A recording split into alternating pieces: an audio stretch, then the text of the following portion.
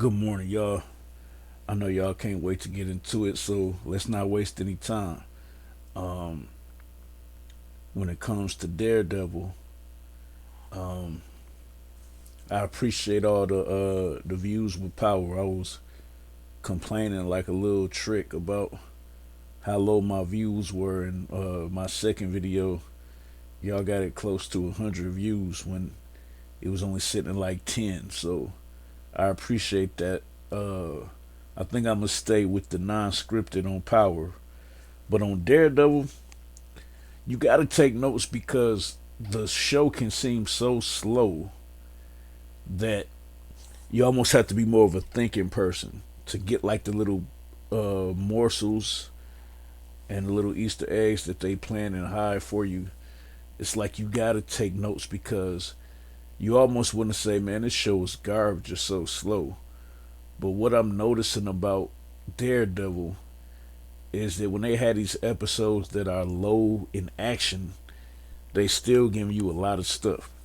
So I gotta go with notes on this, and I'll just go with my feeling on power. So here we go.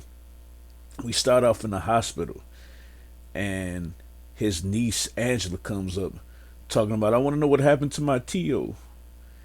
You know that's Spanish for uncle, and a lot of people in the comments. Now I will admit to you, I played with the action figures and toys when I was a kid. I really wasn't a comic book reader like that. I played with the toys and I watched the cartoons.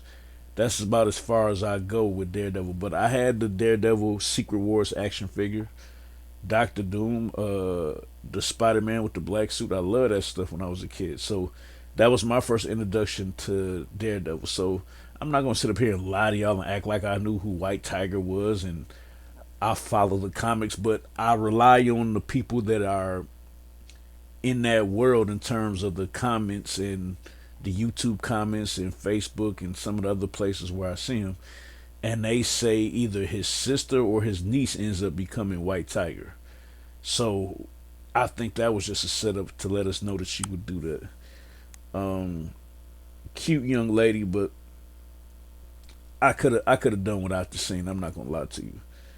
Um, and then the Muse shows up and he's carrying somebody like he's gonna put him on the submarine tracks, and they're giving us very little about the Muse, but that's the one with the bag over his face and like the red paint under his eyes. He's supposed to be um, one of the worst villains we've ever seen, but so far they're not really showing to us or explaining why he's gonna be so bad.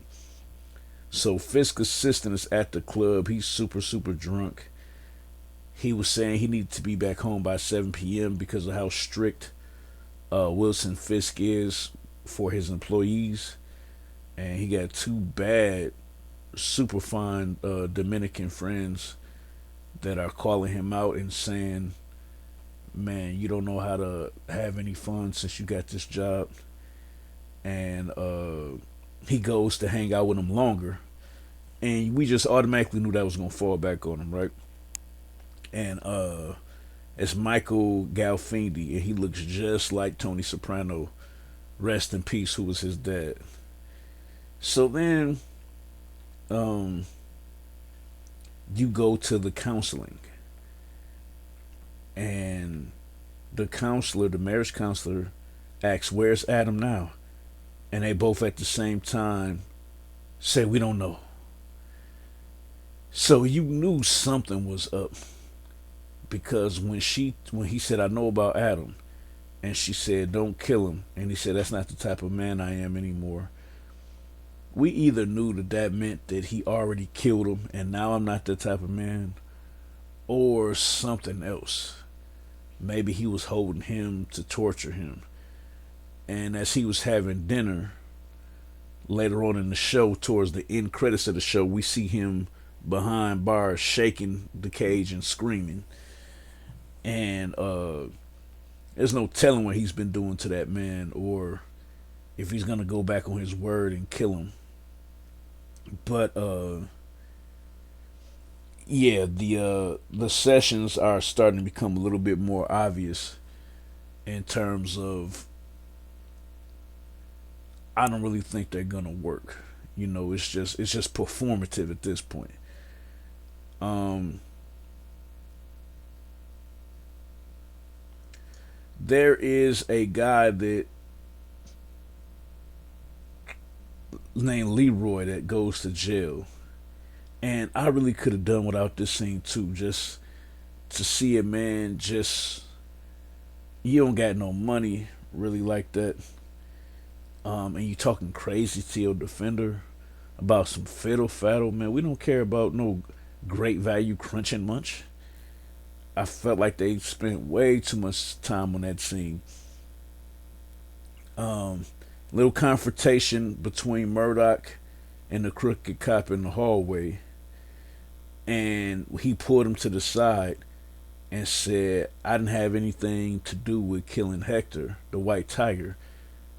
And Murdoch was detecting his heartbeat, and his heartbeat was completely still. So that let me know this man is not lying about that. Like he didn't have anything to do with that. So I'm gonna get to the part that y'all really want to know about, and I'll be able to keep this under 10 minutes. So before I get to the part y'all really want to know about, um,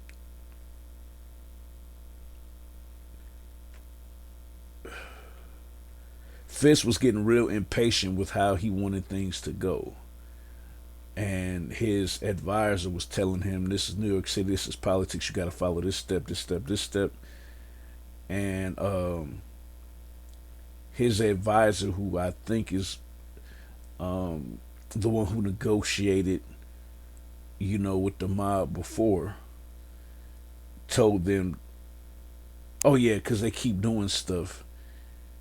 And he said the only way that you can keep the five families quiet is you have to kill all of the bosses, or you got to put one of the bosses in jail for life.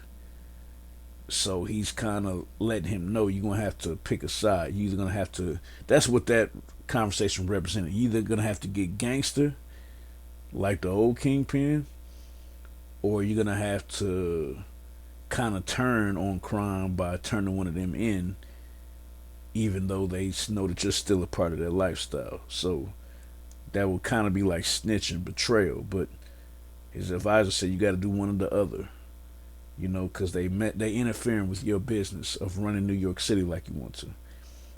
And so now,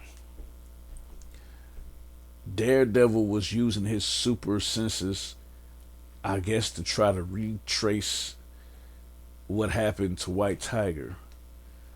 He ends up somewhere, and then all of a sudden, he's there with the Punisher. He's there with Frank. And let me tell you something, Red. And that's why I titled this, because my mom really, really likes the show. And she was just kind of frowning up. And she binge watched the whole Punisher series. And she's looking at me, and she's talking about, like, who is that? And I was like, "Mom, that's the Punisher." So he finds him, and this probably makes the whole show. Like, to be honest with you, I think the show is probably a C plus at this point. This scene alone makes it like an A minus, because he made Daredevil smack him and halfway choke him, and he stepped away and said, "I'm sorry." He said, "No, no, Red. That's about the most honest thing that you've said the whole time I've known you." Because he was talking to him the same way that Fisk was talking to Murdoch about you want to let that killer inside you just want to let it out. And he really put a guilt trip on Daredevil by saying both White Tiger and and Foggy, both of their deaths are kind of on your hands. Their blood is on your hands because you didn't avenge their deaths. You didn't go out there and do what I do which is take justice into your own hands, and you should have. And he really got in his face, and he really got him to thinking about it.